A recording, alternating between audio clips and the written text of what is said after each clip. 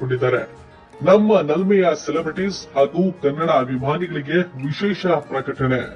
Devil ಚಿತ್ರವು ಇದೇ Christmas 2024ಕ್ಕೆ ಬೆಳ್ಳಿ ತೆರೆಯ ಮೇಲೆ ಬರಲಿದೆ. ನಿಮ್ಮ ಪ್ರೀತಿ ಹಾರೈಕೆ ಸದಾ ಕನ್ನಡ ಚಿತ್ರಗಳ ಮೇಲಿರಲಿ ಎಂದು ದರ್ಶನ್ ಟ್ವೀಟ್ ಮಾಡಿದ್ದಾರೆ. ದರ್ಶನ್ ಅವರು ದೊಡ್ಡ ಅಭಿಮಾನಿ ಬಳಗವನ್ನ ಹೊಂದಿದ್ದಾರೆ.